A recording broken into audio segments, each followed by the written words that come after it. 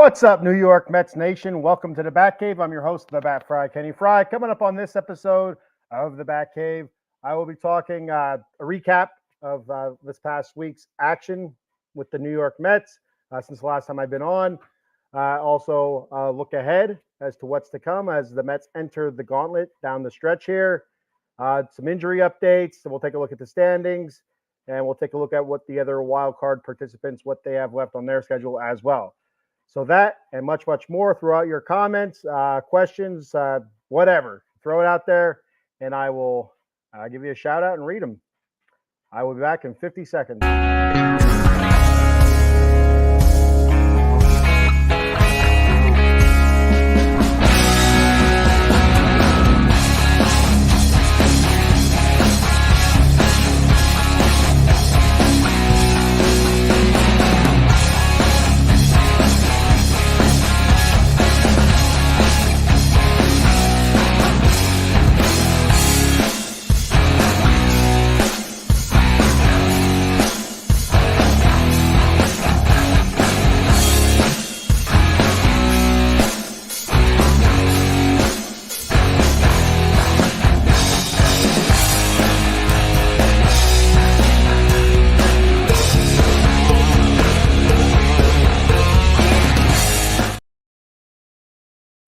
Good morning, New York Mets Nation, and welcome to the Bat Cave. I'm your host, the Bat Fry, Kenny Fry, and it's not hump day.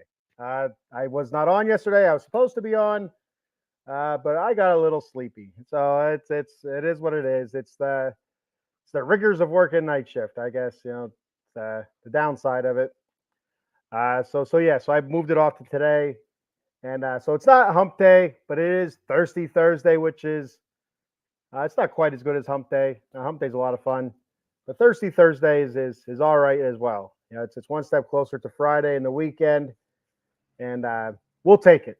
So before I get started here, I want to go ahead and do our sponsor read. Today's show is brought to you by Jason Fine, attorney Big Al. You can reach Big Al at 1-800-HURT-123. That's 1-800-HURT-123. Jason Fine specializes in motor vehicle accidents, slip and falls, workman's comp, and personal injury claims. He has 3 office locations conveniently located throughout Pennsylvania and the Garden State of New Jersey. His office in New Jersey is located in Cherry Hill on 3 Greensward Lane, and the phone number there is 856-209-5258. And in the Steel City of Pittsburgh, Pennsylvania, his offices are located at 500 Grant Street, Suite 2900. The phone number there is 412-365-8151. And in the city of Brotherly Love, Philadelphia, Pennsylvania, his offices are located at 1628 JFK Boulevard, Suite 2120. And the phone number there is 267-888-2980. That's Jason Fine, attorney Big Al. All right, there we go. I'm here. I got a couple comments to hit real quick before I jump into this. Our boy Yuki Matsui checking in. What's up, Yuki? Says hump day. Missed it. I'm sorry, buddy. Hakuna Matata. Nice play on words there, brother. I like that. I didn't even think of it. I'm not sure if that's how you spell Hakuna Matata. I don't think it is, but I like it. Hakuna Matata. Luis Angel Acuna. I'm getting better saying his last name. If you're new to the show, his brother, Ronald Acuna, I could say it all day. Ronald Acuna, no problem. Luis Angel Acuna, I really struggle with it. I don't know. It's that U to the N. I don't know what it is, but I struggle with it, and it pisses me off a little bit. So he says, how was the last war at the Fry's house? Are you ready for the next war? And the last one wasn't bad because the Phillies came out on top. So the wrath of the daughter was not much because I just had that one game where the Mets spanked her, and I got to hear about it the whole time walking around Hershey Park. That's we were at Hershey Park when the Mets were spanking the Phils, and I don't know if I mentioned this the last show I was on, but it's one of the things that really get me. That really sticks in my craw about the Philly fans, about Philadelphia fans in general, Not all of them. Again, not all of them. I know a lot of great Philadelphia fans, Philadelphia sports fans. But so I see a fellow Met fan at Hershey Park. If you don't know, I live in Pennsylvania, Eastern PA, around about 2 hours from Philly. I'm actually about 2 hours, 2.5 hours from New York City as well. So I'm kind of in the middle there a little bit, but Eastern PA nonetheless. And seen a fellow Mets fan and say, "Hey, let's go Mets." He's like, "Yeah, we won." I said, "Yeah, we really knocked it to those Phils." Well, of course, there's a Philly fan behind me. "Yeah, well, you're still 7 games out." I say, "Well, no shit, Sherlock, because they're not really talking about winning the NL East here, but the Mets won a game, moves us a step closer. I think that gave us a game lead in the wild card. I think that game might have. I don't remember 100%, but like right away, your nose don't belong there, Mr. Phillies fan, but got to stick it there anyway. I wasn't saying, hey, the Phillies suck ass. They're going to lose in the first round. I wasn't saying that.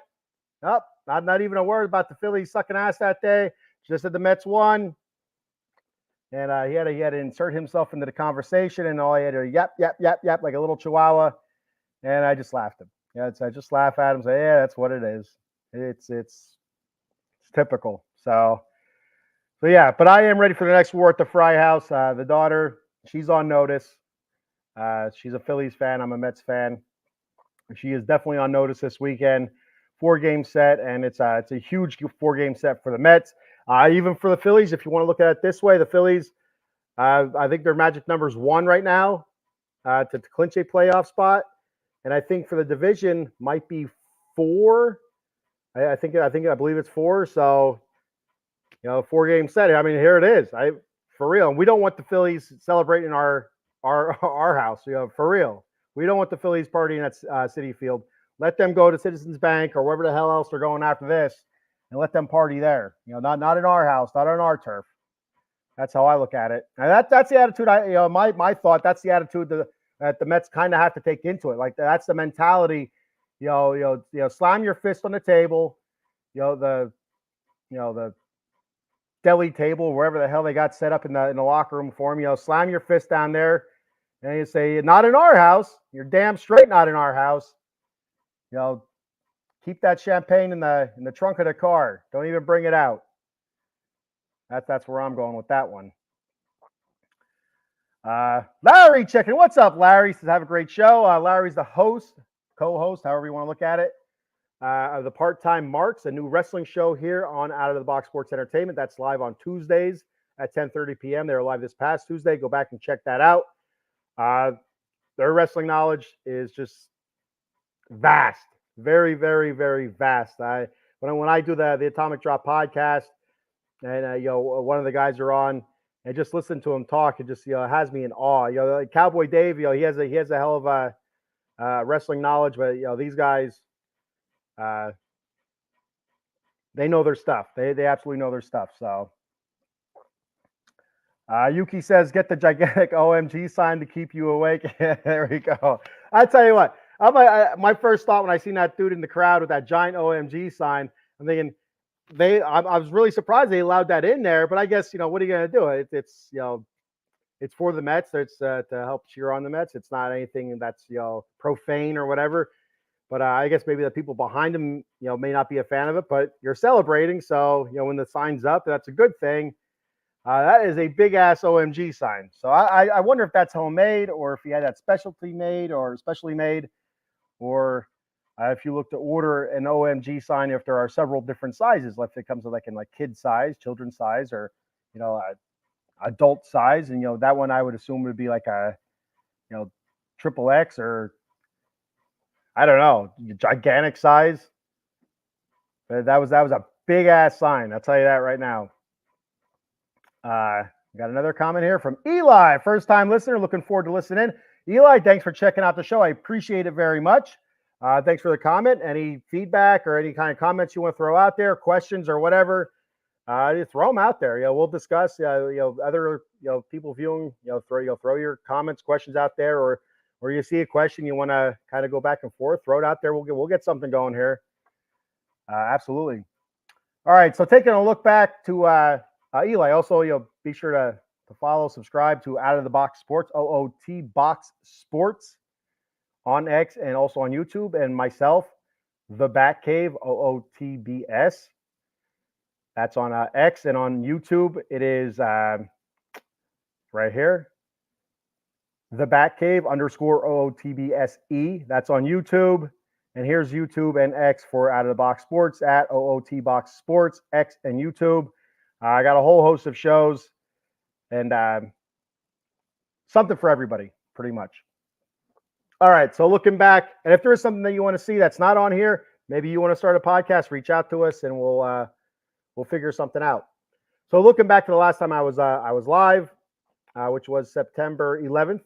I was there September 11th. Last time I was live was last Wednesday. I usually try to go every Wednesday, but obviously I was not on yesterday. I'm on today. So September 11th, we beat Toronto 6-2, winning that series. Lindor and Alvarez, they paced the offense.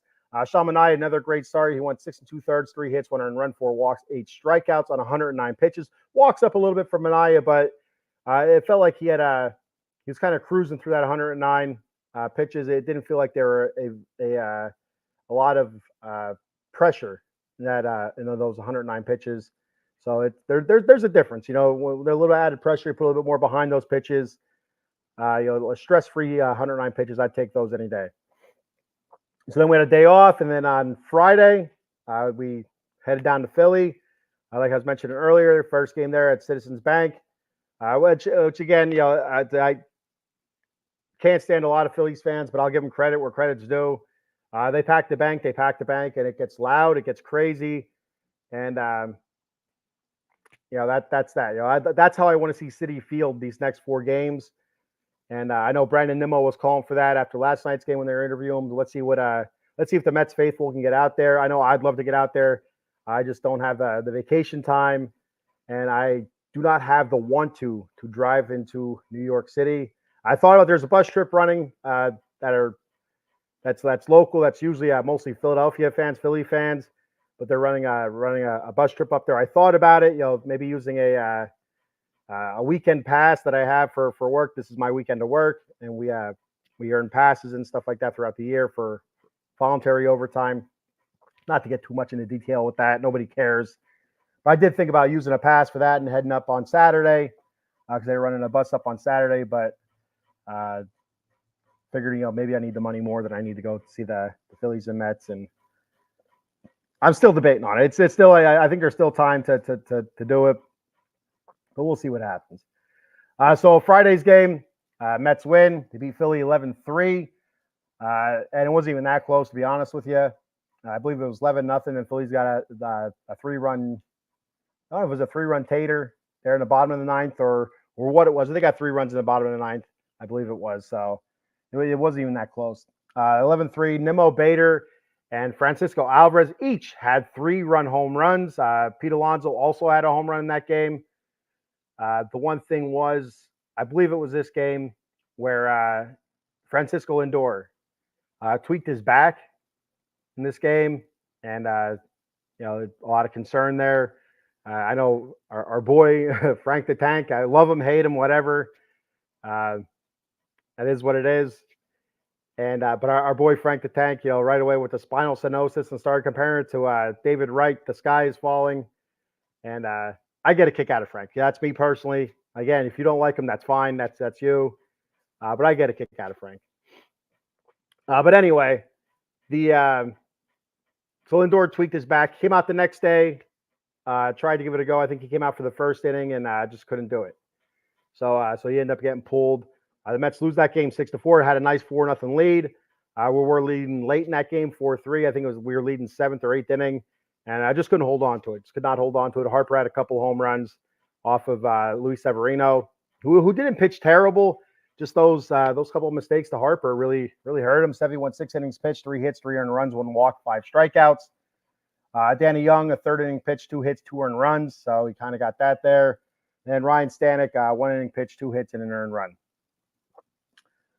Then the next day, great matchup there. I guess we're going to get a repeat of this matchup with Christopher, I think his name was Christopher Sanchez for the Phillies, and David Peterson for the Mets. The Mets unfortunately lose this one. We get a late run. I think it was the top of the 8th with Tyrone Taylor home run, solo home run, gave us a 1-0 lead there in the 8th inning. Unfortunately, could not hold it. Diaz ends up giving up a run in the bottom of the ninth. It's tough. Playing in that environment, pitching in that environment.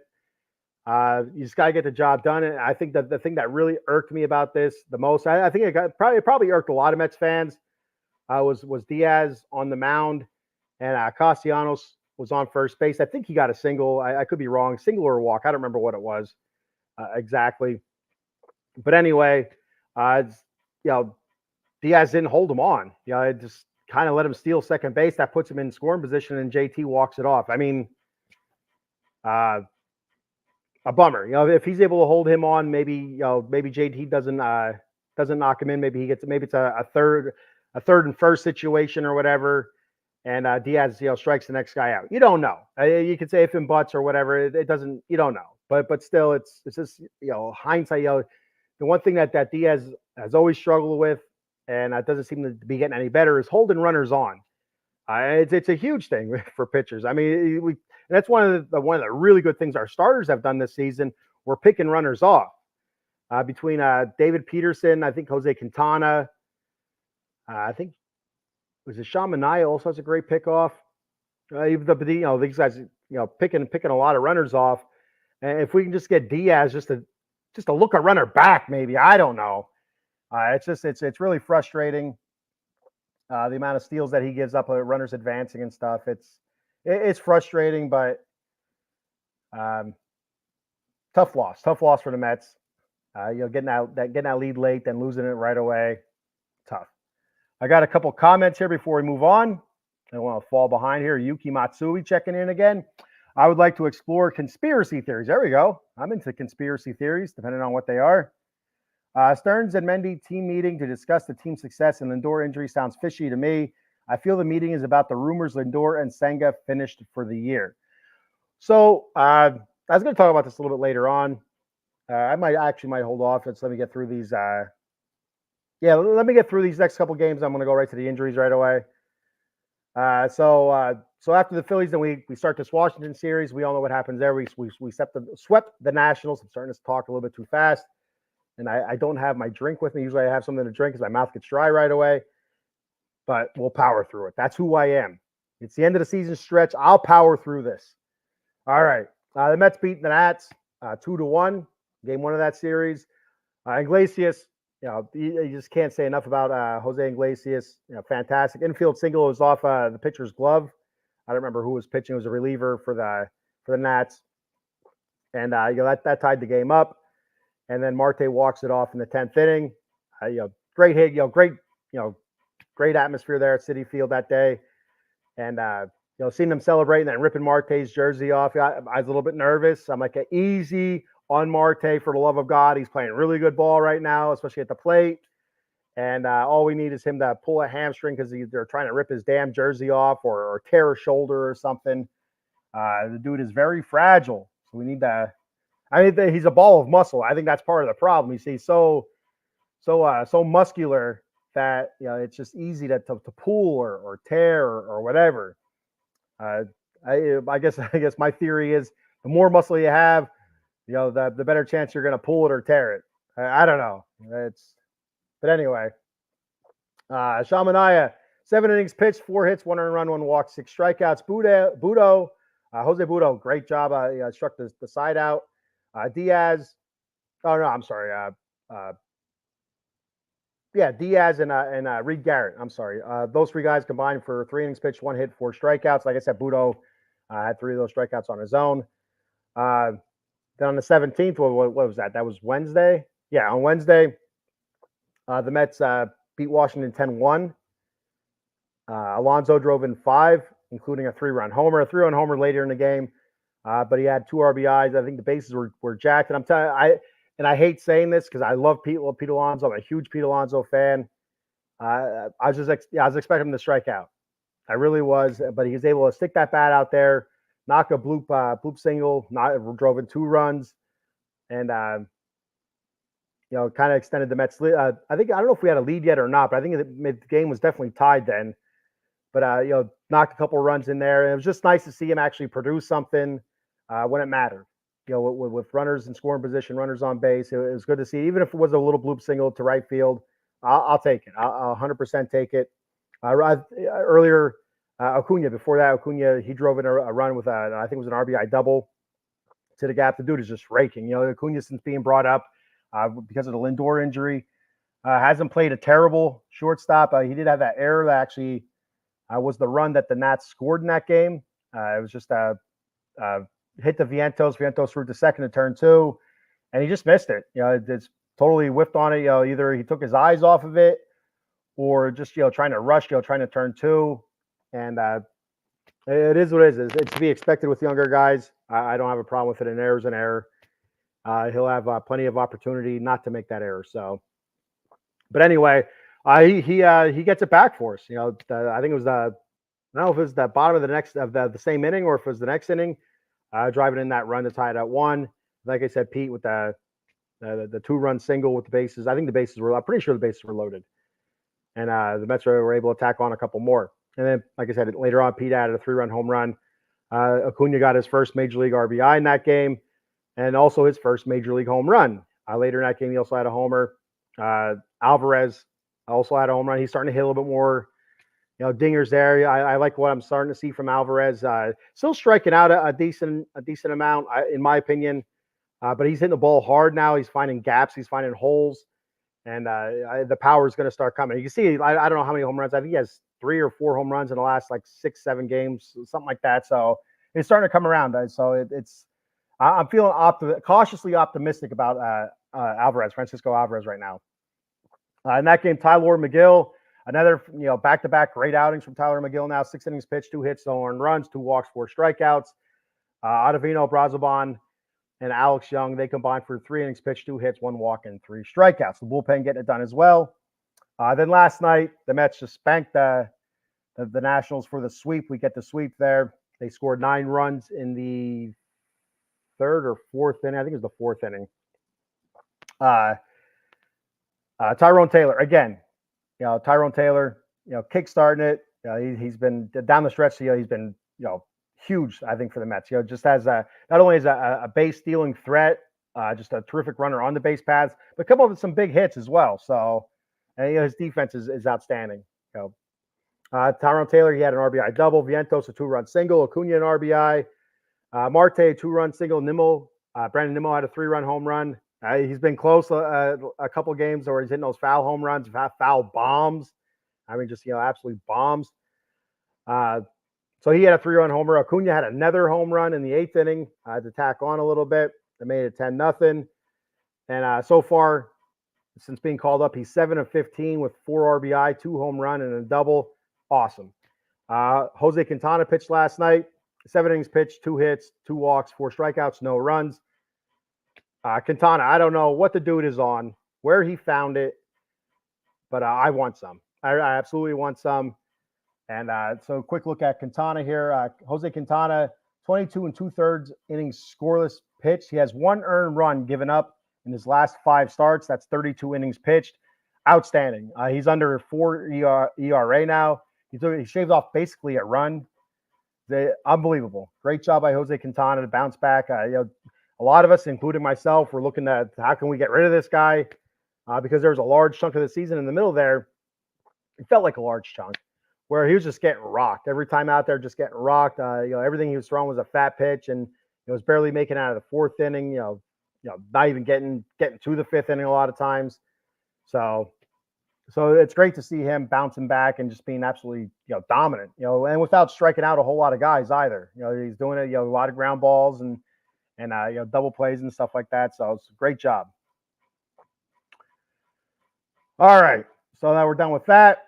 Back to Yuki Matsui, Stearns, and Mendy team meeting to discuss team success and Lindor injury. Sounds fishy to me. I feel the meeting is about the rumors Lindor and Senga finish for the year. So the stuff that I've heard through other podcasts, particularly the Locked On Mets podcast with your host Ryan Finkelstein. I've heard it 10,000 times. I listened to quite a few shows. I enjoy his show. I do enjoy his show. He gives he has a lot of great points, a lot of good points. A lot of it I don't agree with, but some of it I do. But I like hearing the stuff that I don't agree with, so I can kind of process what he's saying through my head and kind of take that into account. Because a lot of times I am wrong about things. So I am not a professional, but I did stay at a Holiday Inn Express last night. So, but anyway, he did say that Kodai Singh is, said he's ready to go. He's ready to ramp it up and be used wherever needed. And I guess there was talk that he could get a start or an inning or a couple innings up at Syracuse as the season's winding down for the Syracuse Mets. And so their season's winding down. Their season usually ends before the major league season.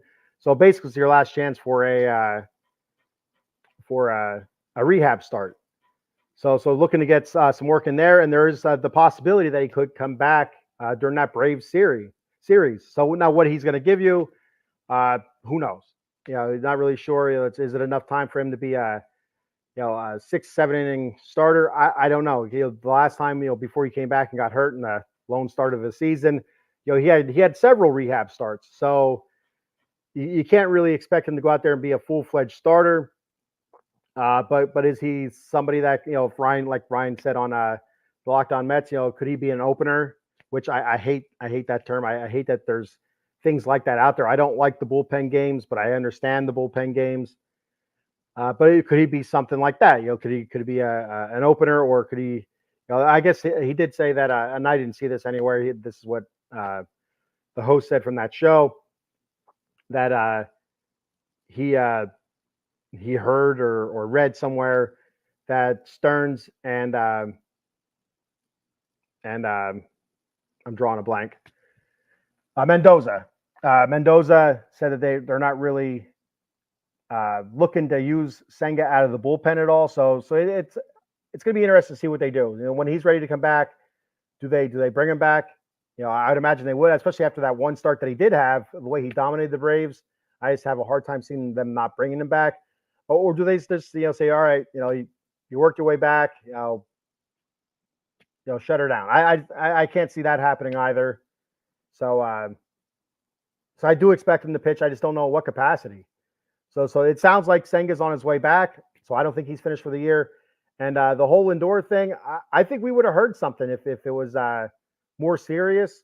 I guess the test results came back that there's no damage. It's just kind of sore and stiff, I guess, maybe. And you have to figure he played 140 some games or whatever it was before he missed. So I don't think he missed a game this season. I could be wrong about that. And that's a lot of torque on your back for every swing, and all the turns at shortstop and the sliding and the stealing of the base. It's a lot. It's a lot on your body, and especially your back. It's a lot of torque on your back. The like I said, the swinging, but also the turning and the throwing. There is a lot of pressure, a lot of torque on your back, and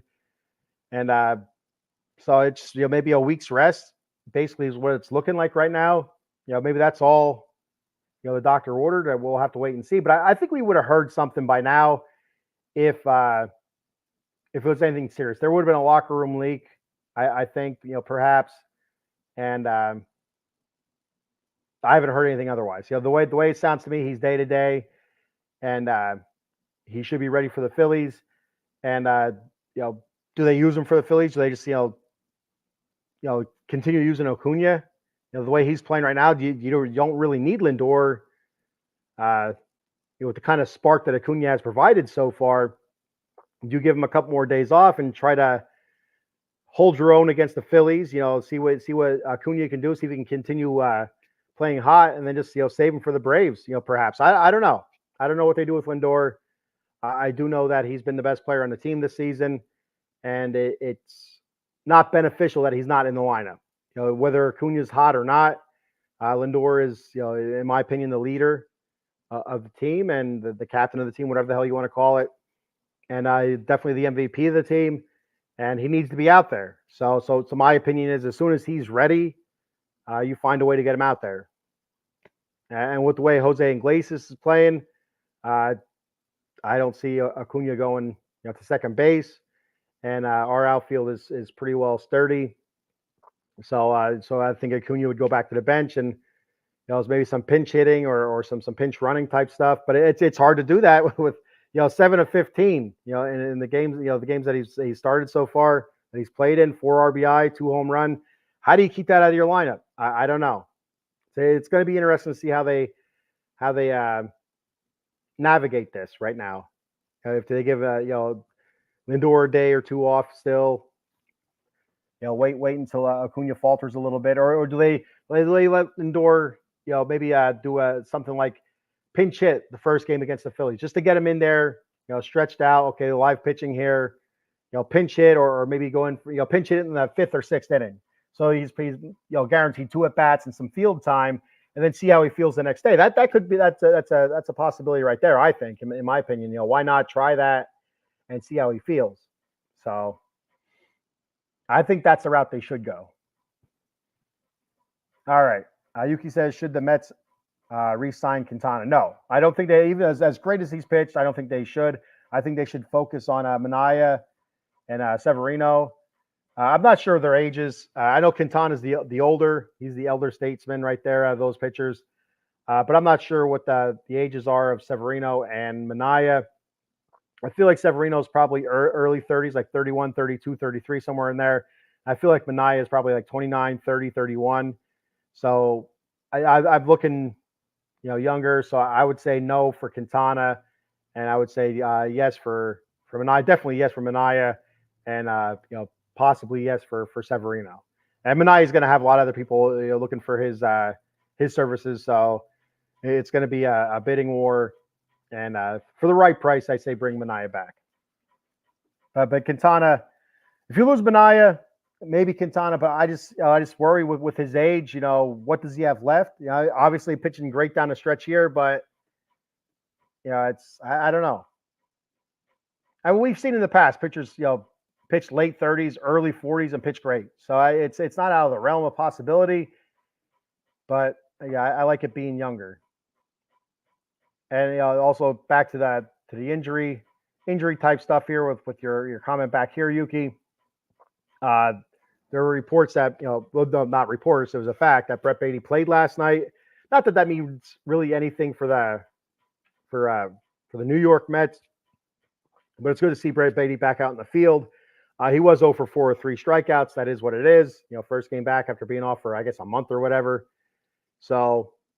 But it's good to see him. I guess there was talk that he was not going to get out there at all. He was done for the season.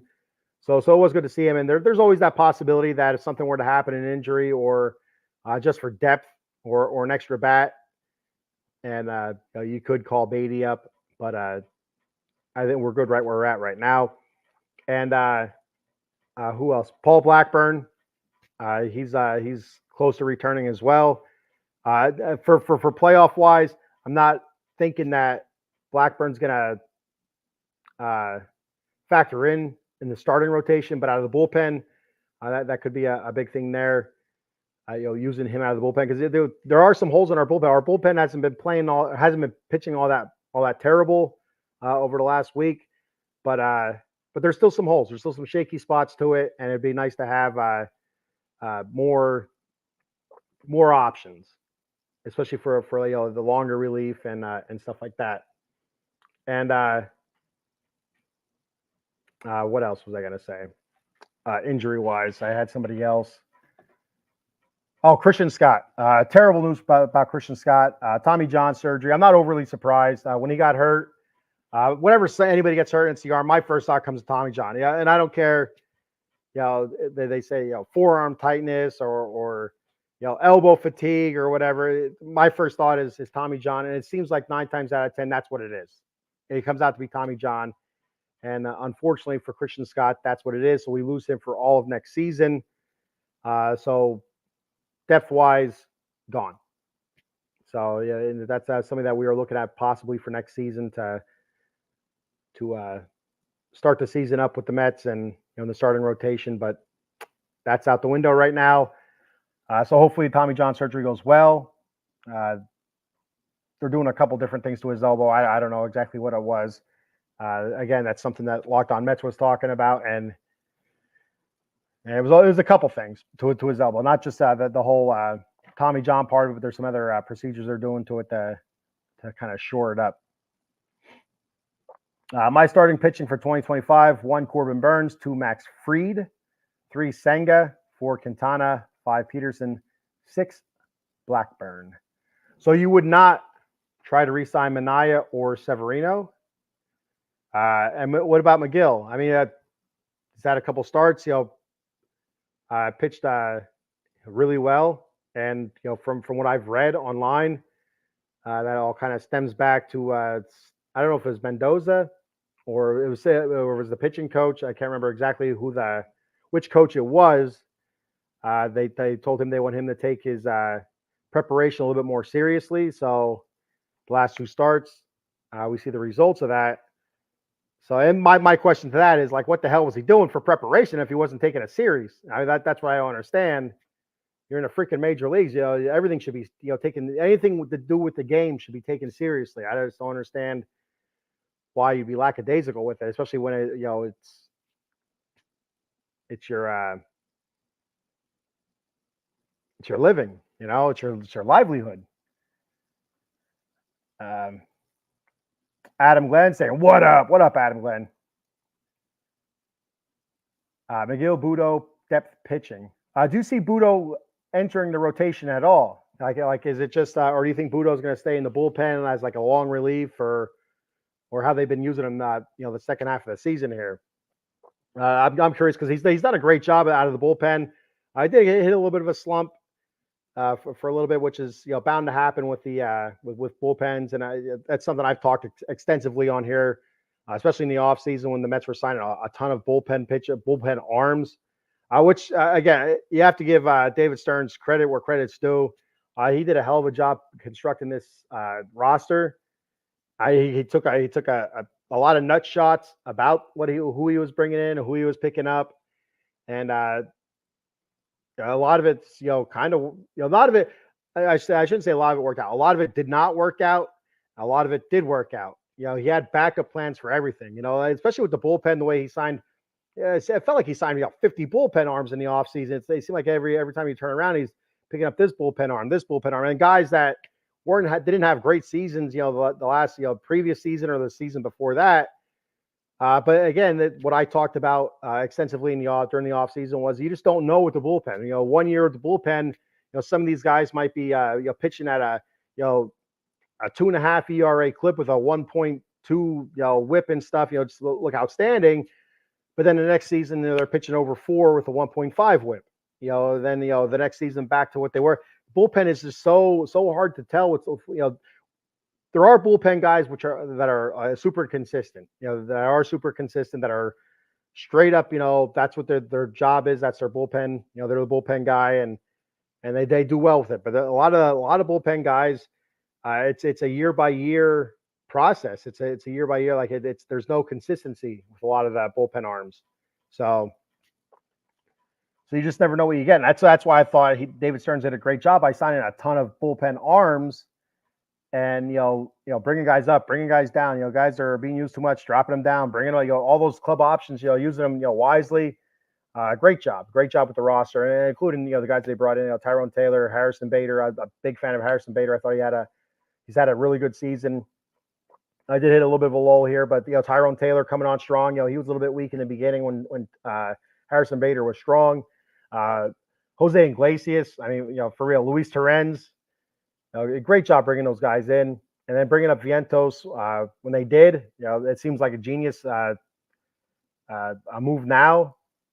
So yeah, Severino, Minaya, guys like that. Yeah, I talked about when they signed them. I thought they were decent signings because in the recent past they had good seasons. They just had a clunker the past season or two. And you kind of throw some money at them, not a whole lot of money. They're coming off cheap because they've been struggling. So teams aren't looking at those guys high on their pitching list, and offer them some money and see what we can get out of them. Either it's going to be the old Sean Manaea, the old Luis Severino, or it's just going to be continuation of what they did in the recent past. And all right, it is what it is then. You didn't spend a whole lot on them. You have a lot of money coming off the books this year from Scherzer and Verlander, and you're good, you're clear. So, and to sign those bigger names like what Yuki said, Corbin Burns, Max Fried, and who else was out there? There's gonna be somebody else out there. Oh, what's his name? Uh, Cy Young guy. I can't think what the hell his name is. Pitch for the Padres. But yeah, I'm not a big fan of him anyway. All right, Adam says go Phillies. On you, Adam. Do you believe in divine intervention, and are the Mets being helped by an angel? Yes, his name is Luis. But it really is not to get all Metsified here. Amazing. The amazing Mets. It really is amazing just how well they've been playing and how they've been able to stay in it. Like since May. I don't remember what the record was exactly. Like 51 and was it 51 and 34, 51 39, something like that. Since that horrible May, since the I don't know if it's since the meeting or not, since the team meeting. But it's they've been outstanding since then. A couple bumps in the road here and there, but for the most part, they've been really, really good. And a lot of it was the starting pitching's starting to kind of figure themselves out. Sean Manaea, figuring himself out. Luis Severino was kind of holding it together for a little bit there, until Manaea started figuring it out, and then Sevy kind of stumbled back a little bit into his old ways. But now he's kind of coming into his own again. His last couple starts, and David Peterson, has been awesome. To my surprise, to I think a lot of other Mets fans' surprise, he's been awesome. So, and the one thing that gets under me a lot is the inconsistencies out of our offense. It's offensively, we should have. There's no reason why we can't score 5-6 runs every game, but we'll have stretches where it's nothing or 1 run, 2 runs, or it's just an absolute struggle. A lot of strikeouts, and then we'll have 2 games like we just had. 10-1, 10-0. Then like I said, back-to-back games where we lose to the Phillies 2-1 and we beat the Nationals 2-1. Against the Phillies, we lost 6-4, but those 4 runs for us came like in the second or third inning. So the rest of the game, nothing. It's been tough. I look at this lineup and I see a lot of talent, and at times it's they're not producing. It comes down to Pete Alonso. Again, I love Pete Alonso. I do. I think the Mets should re-sign Pete Alonso, and I may be in the minority on this. I'm not sure, but a lot of it comes down to him. With runners in scoring position, with runners on base, period. Just not producing. And when he does get a big fly, usually it's later in the game, and the game's already decided basically. So, and I'm not gonna bash that at all. You get your home runs or you get your home runs, whether in the first inning or the ninth inning. I don't whether it scores 1-0 or 10-0. I don't care. Get your dingers where you get your dingers. But he has to hit better with runners in scoring position. He has to do it. Yeah, he has to stop chasing that goddamn slider outside. I mean, you see them setting him up. The first pitch will be outside off the plate, and normally he'll take that one. Then they'll come inside. He takes that one. That's a strike. And the next one is down low. He swings at that one, misses it by a mile. It's like either a low slider or a low changeup. And then they go outside with the slider, and he swings at that, misses it by a foot. It's like, oh man, it's been rough.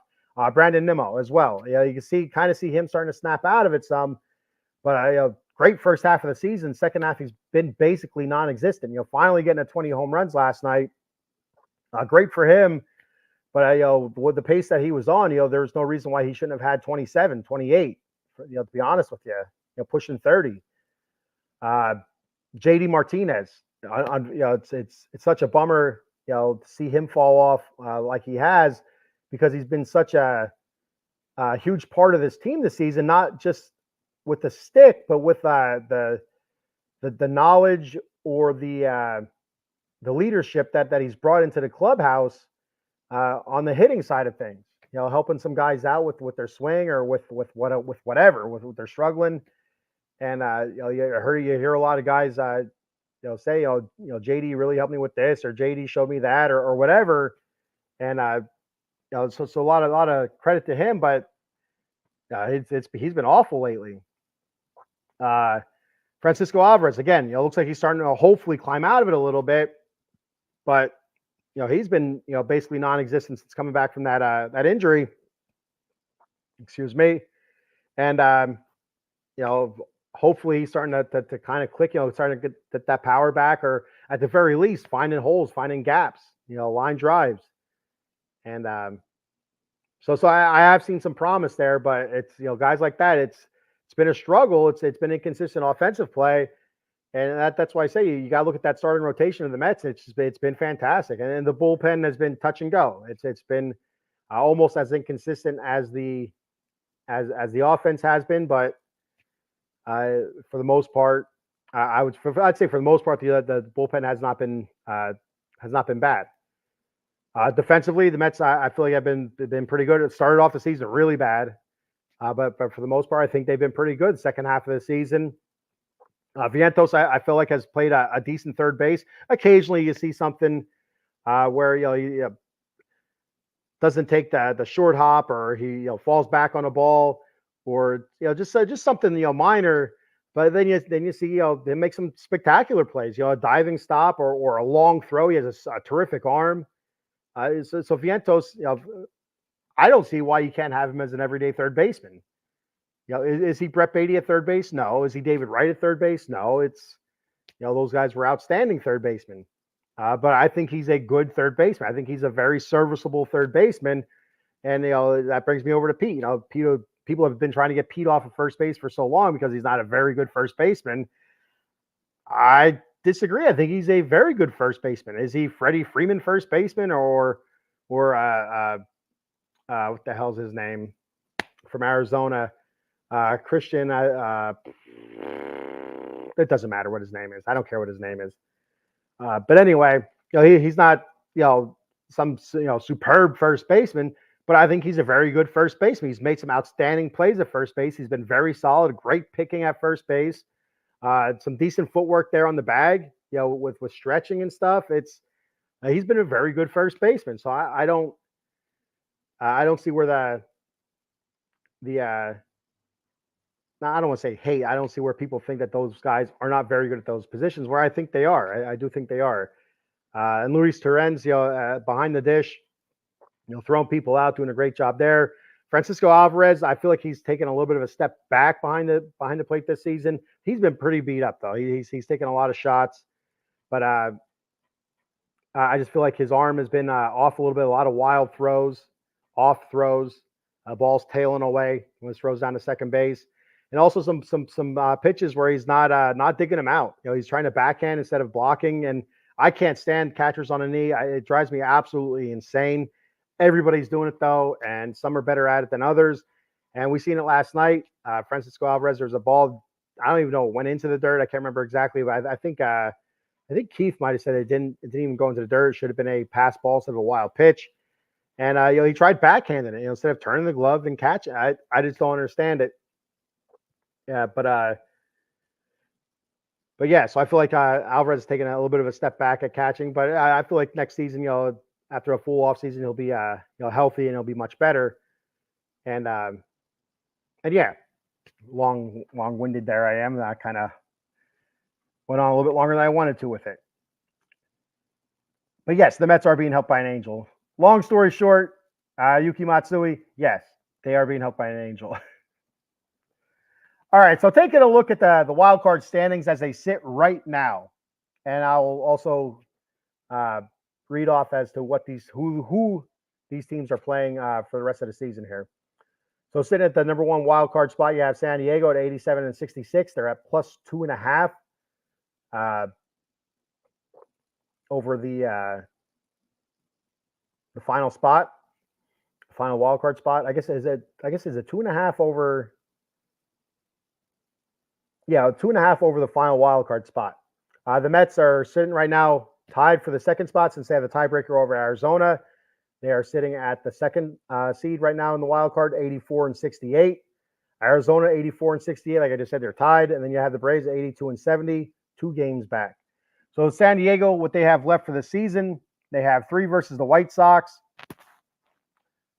3 at the Dodgers, and 3 at Arizona. So that's a tough way to finish the season for San Diego. So they better take advantage of the 3 versus the White Sox. That's what I'm going to say about that. The Mets, they of course have the 4 against the Phillies, 3 at Braves, and 3 at Milwaukee. It's a very tough stretch for the Mets. We're going to see what they're made of. We're going to absolutely see what they're made of. The 4 against Phillies is the final homestand, the final 4 games of the season, the regular season at home. So hopefully we pack Citi Field and make it uncomfortable for the Philadelphia Phillies. Arizona, they have 4 at Milwaukee, 3 versus the Giants, and 3 versus San Diego. So not anything easy by any stretch of the imagination there for Arizona. Milwaukee's a good team. San Francisco's not a bad team. They've been hovering around the wild card for most of the season, up and down, up and down. So that's not a gimme series right there. And of course, the 3 versus San Diego, huge series there. And then the Braves, they have 2 more against the Reds yet. Or was it 1 more against? 1 more against the Reds. They have 1 more against the Reds. 3 at Miami, which they've played Braves pretty tough this season. 3 versus the Mets, huge series there. And then 3 versus the Kansas City Royals, which the Royals they're fighting for a playoff spot as well. So that's not a gimme series by any stretch of the imagination there to end the season. So some interesting series left here for all these teams involved. Like I said, the San Diego one, San Diego 3 with the Dodgers and 3 at Arizona. The Mets, the Phillies, the Braves, and the Brewers. Arizona, the Brewers, Giants, Padres, Braves, the Mets yet, and they got the Royals to finish the season. So the one good thing for the Braves is both those series are at home. So you're going to hear that stupid ass chant. Oh, nuts to them. Anyway, so coming up in this Philly series, we'll have Taijuan Walker versus Luis Severino tonight. Tomorrow, Christopher Sanchez versus David Peterson. That's a rematch of that 2-1 game, that pitcher's duel, a fantastic game. Then Ranger Suarez versus Sean Manaea. Ranger Suarez was your early season Cy Young winner. Everybody was crowning Ranger Suarez Mr. Cy Young early on. He struggled. The dude has been struggling. And so hopefully the Mets can take advantage of that. And hopefully Sean Manaea continues to dominate.